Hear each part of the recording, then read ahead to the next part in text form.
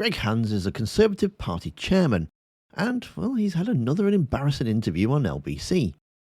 It's almost like he's a robot programmed to blame Labour regardless. And even when it's pointed out to him that the Tories have done far worse or bankrupted their own councils, it just frazzles his brain. One thing it does show is that they are woefully out of touch, and this inability to adapt and face up to the problems they've caused will be their downfall. People can now see the damage that they've caused, and just trying to blame everyone else instead of coming up with practical solutions just won't work. And when Greg Hands watches this interview back, you can't possibly think that he sits there and go, yeah, smashed it. Or would he? When Labour are in charge of things, they run them very badly. And they end up with no money. Hang on a second. You know that the reasons for that bankruptcy are not just to do with Labour's management of that council. I think it largely... There are Tory councils that have also been bankrupted. When the Tories were in charge too. Well, it largely relates to legal fees, consultancy fees. It's been a problem. It's been a Labour-run council, I think, for about 10 years. And it illustrates a wider point. Labour runs some quite big authorities in this country. Like, for example, London, like, for example, a whole country, Wales, like, for example, Birmingham.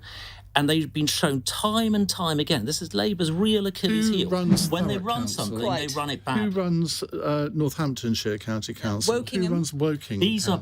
But Birmingham is Europe's largest council. London is not just a Labour the country's largest local authority. Wales is a whole country.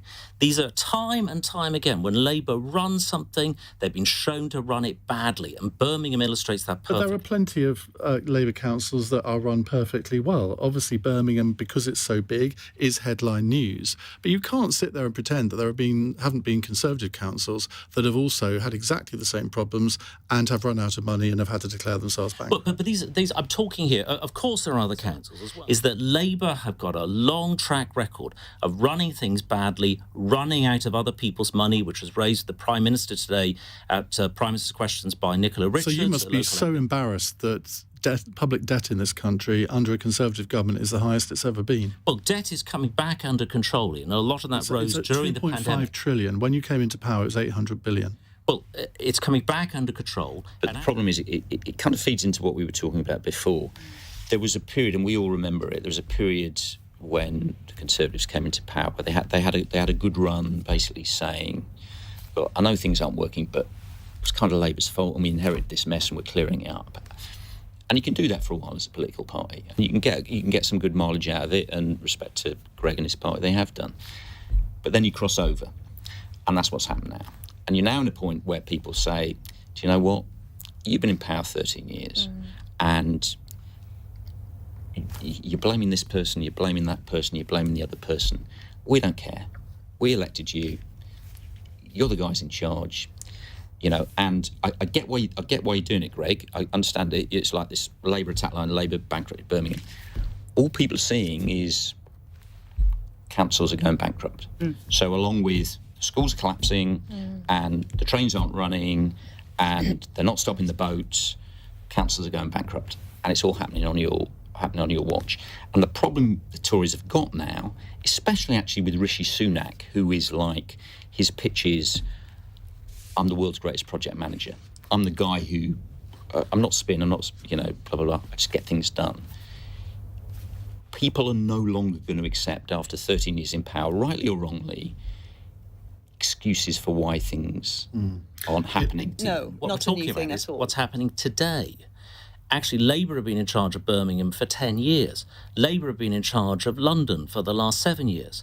Labour have been in charge of Wales for the last 25 years. So you've been in charge of the country for 30 years. Okay, but what I'm talking about is... And people are saying, the point here is where Labour are in charge of something. But Greg, the point is, and people are saying, look, if you're basically saying now, we've been in charge in 13 years, but we can't deal with these issues because Labour's messing up. No, I'm not saying... They're thinking, well, what's the point? But that is the point. Once upon a time, when people might look at the Conservative Party and think, OK, I don't like everything they do, but you can probably trust them with money.